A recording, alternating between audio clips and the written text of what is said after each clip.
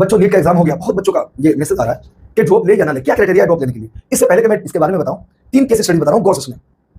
3-4 साल पहले की बात है, हमारी एक स्टूडेंट हुआ करती थी, वो क्लास 12 भी बहुत शार्प स्टूडेंट थी, मैं पढ़ाया था तो मुझे पता है।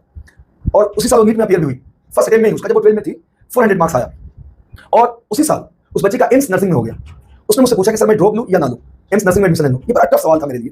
मैं बहुत एनालिसिस किया, चूंकि मैं टीचर था और मैं पढ़ाया था उसे, मुझे पता था कि वो अच्छा कर सकती है और पहला अटेम्प्ट भी था उसका, तो कोई हर्ज नहीं था। मैंने उसे एडवाइस किया कि आप रुक जाओ। देखिए टीचर बिजनेसमैन नहीं, जो जिनको एडमिशन चाहिए 1 साल के लिए, टीचर आपको सही एडवाइस देगा आपकी कैपेबिलिटी को देख के। उसका कॉन्सेप्ट वगैरह क्लियर था और कोई डिस्ट्रैक्शन भी नहीं था, इसलिए मैंने एडवाइस दिया कि रुक जाओ। उसने ड्रॉप लिया, नेक्स्ट ईयर भी उसका एमबीबीएस नहीं हुआ, 30-40 मार्क्स से रुक गया होगा और एम्स नर्सिंग में अगेन हो गया।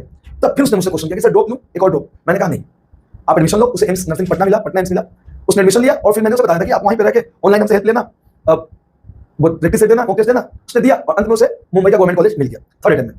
दूसरा केस में, इस रिसेंट ईयर की बात बता रहा हूँ, 2-3 बच्चे हैं बहुत शार्प हो गए पढ़ने में, इस साल 12 में अपीयर हुई है, सीधे आके कही सर हमें ड्रॉप नहीं लेना है, हम 1 साल कंसिस्टेंसी के साथ नहीं पढ़ सकते और हमें वही सिलेबस दोबारा नहीं पढ़ना है, हमें कहीं ना कहीं एडमिशन लेना है, हम 1 साल पढ़ ही नहीं सकते ना। कितना क्लियर उनका एकदम मिशन था। आप हमें गाइड कर दिए, मैंने बहुत सारे अदर कोर्सेज भी गाइड किए, हालांकि उन्होंने नीट में अपीयर किया और इतने मार्क्स उनके आ जाएंगे कि बीडीएस अच्छा खासा कोई कॉलेज मिल जाएगा, वो खुश है। एक तीसरा केस सुनिए, एक बच्ची थी, नाम तो मैं बताना नहीं चाहता, नहीं बताऊंगा। वो फर्स्ट ड्रॉप के बाद सेकंड ड्रॉप में मुझसे पढ़ी। 2 दोस्त थी, दोनों बहुत शार्प थी। सेकंड ड्रॉप में एक दोस्त का हो गया, एक का नहीं हुआ, गर्ल स्टूडेंट थी, 20 मेरे ख्याल से कुछ ऐसे ही 20-25 मार्क्स से रह गई। अब उसका तीसरा अटेम्प्ट था, उसने पूछा जब मुझसे कि सर मैं क्या करूं, जनरली बताइए ड्रॉप लूं या कहीं एडमिशन लूं, मेरी ख्वाहिश एमबीबीएस करना ही है। दिल एकदम फट गया, कलेजा हाथ में आ गया, क्या जवाब।